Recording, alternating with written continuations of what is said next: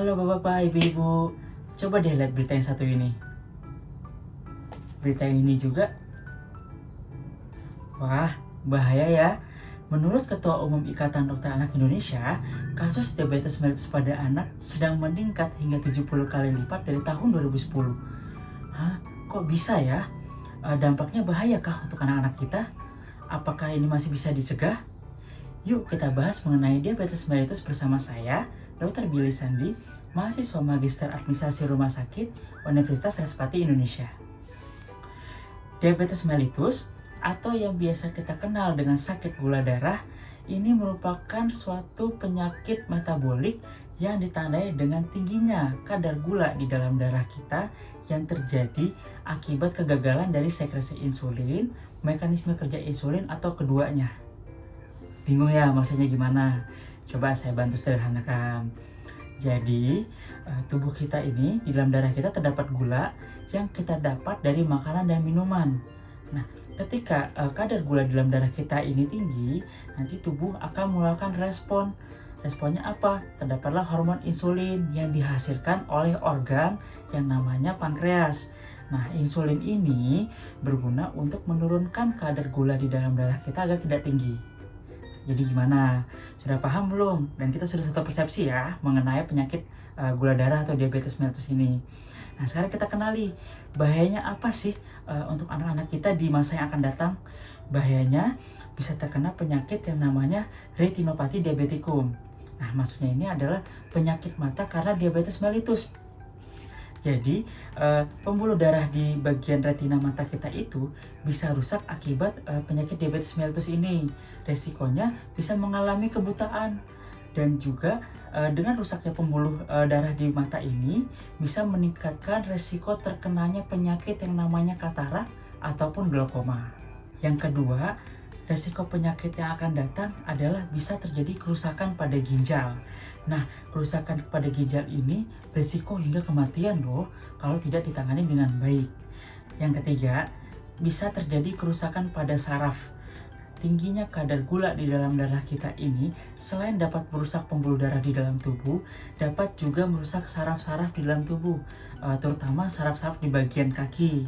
Nah, gejala-gejalanya itu bisa berupa seperti kesemutan, mati rasa, ataupun baal. Lalu, keempat, penyakit diabetes mellitus ini dapat menyebabkan pertumbuhan dari si bakteri ataupun jamur yang mudah dalam tubuh kita apabila terdapat luka. Jadi lukanya itu akan sulit sembuh.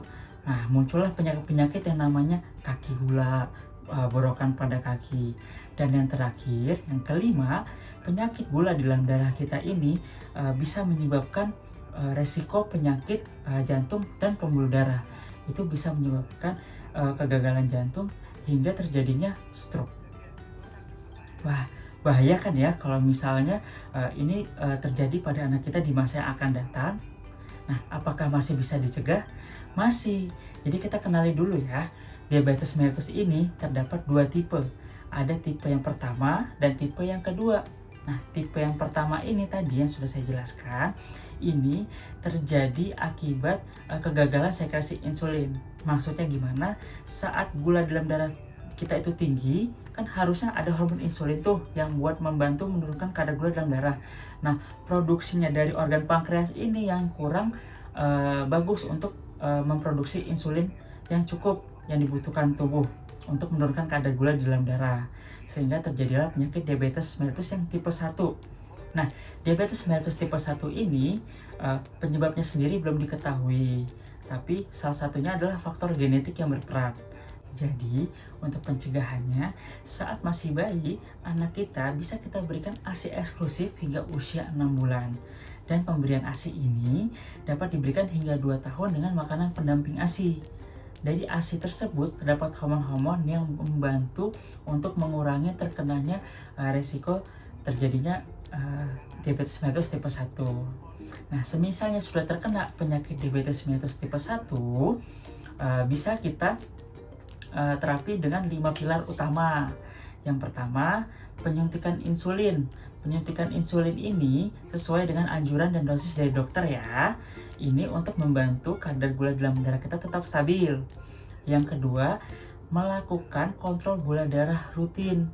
Dianjurkan dari Ikatan Dokter Anak Indonesia sebanyak 4 kali per hari. Lalu yang ketiga adalah nutrisi yang baik. Maksudnya bagaimana?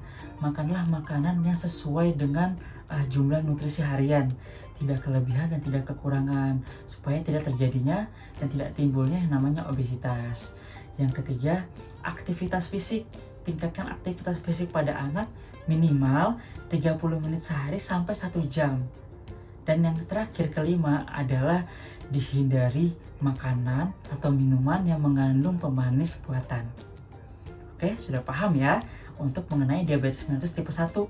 Nah, untuk yang tipe 2 ini terjadi karena kerjanya insulin ini kurang baik untuk menurunkan kadar gula di dalam darah kita. Jadi, untuk diabetes mellitus tipe 2 ini dicetuskan karena asupan dari makanan dan minuman yang mengandung gula terlalu banyak, sehingga bisa kita kontrol dengan tidak makan makanan yang banyak akan pemanis buatan. Nah, sudah paham ya mengenai perbedaan dari diabetes mellitus tipe 1, tipe 2, dan bagaimana cara pencegahan dan serta mengobatinya. Dok, saya nggak tahu nih anak saya apakah terkena diabetes apa tidak. Ciri-cirinya apa sih? Nah, ciri-cirinya orang-orang yang terkena diabetes itu: 1, dia mudah merasakan lapar, sering merasa haus, dan sering kencing hingga ngompol, atau juga dia bisa sering merasakan lelah atau mudah capek. Jika terdapat gejala-gejala tersebut, ibu-ibu atau bapak-bapak bisa membawa anak ibu atau bapak ke pusat kesehatan atau fasilitas kesehatan terdekat untuk dicek kadar gula di dalam darahnya. Oke, sudah paham ya mengenai diabetes mellitus? Yuk kita cegah diabetes mellitus untuk anak yang lebih baik di masa mendatang. Terima kasih.